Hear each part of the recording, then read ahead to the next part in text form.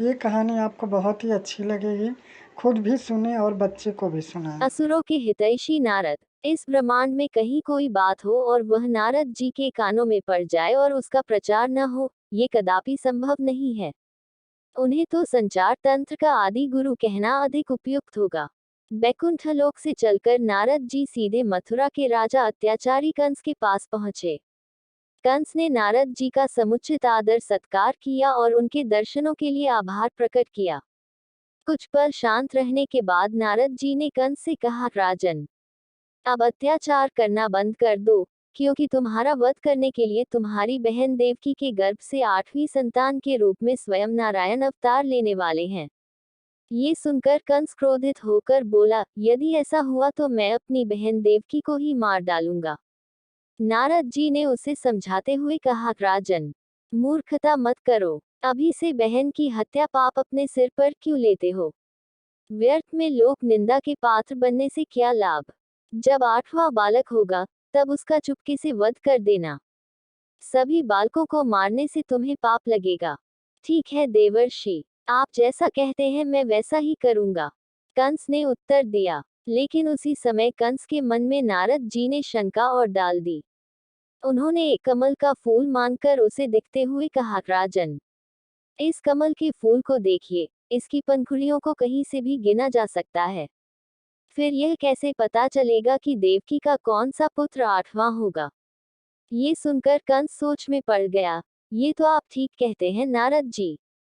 फिर तो मुझे देवकी के सारे बच्चों को मरवाना होगा।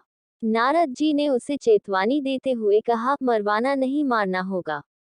दूसरे पर भरोसा करना ठीक नहीं है राजन। जो काम करो, अपने हाथों से करना। क्या पता कहीं चूक हो जाए तो फिर तुम्हें पछताना पड़ेगा। एक बार यदि देवकी की 8वीं संतान का जन्म हो गया तो फिर तुम्हें कोई नहीं बचा सकेगा। कंस बोला, आप ठीक कहते हैं देवर्षि। आप मेरे हितैषी हैं। मेरे ही क्या, समस्त असुरों के आप हितैषी हैं, तभी तो हम सभी आपको इतना मान करते हैं। नारायण नारायण, ठीक कहते हो राजन। नारद तो सबका भला चाहता है। लोक कल्याण ही मेरा लक्ष्य है और समय रहते सबको सचेत रहना मेरा धर्म है। कहते हुए नारद जी वहां से विदा हो गए। नारद जी के उकसाने पर कंस ने देवकी के 6 बालकों की निर्मम हत्या कर डाली। उसके पापों का घड़ा भरता चला गया। भगवान विष्णु के आदेश से योगमाया ने देवकी के 7वें गर्भ को रोहिणी की कोख में स्थापित कर दिया और देवकी के गर्भपात की सूचना कंस को दे दी गई। रोहिणी के गर्भ से बालक बलराम का जन्म हुआ। देवकी के 8वें गर्भ में स्वयं नारायण अवतरित हुए। तब योगमाया ने गोकुल गांव की गोपी यशोदा की नवजात पुत्री से देवकी के पुत्र को बदल दिया। वासुदेव ने यह कार्य स्वयं किया। 8वीं संतान पुत्री के रूप में देखकर क्रूर कंस ने निर्ममता पूर्वक उस कन्या को पत्थर की शिला पर पटकना चाहा, लेकिन वह बिजली की तरह चमकी और आकाश में दुर्गा के रूप में प्रकट होकर बोली, अरे दुर्बुद्धि कंस, तू अकारण मुझ बालिका का वध करना चाहता था। तुझे मरने देवकी का 8वां पुत्र जन्म ले चुका है। अब स्वयं काल भी तुझे नहीं बचा पाएगा। आकाशवाणी सुनकर कंस आग बबूला हो गया।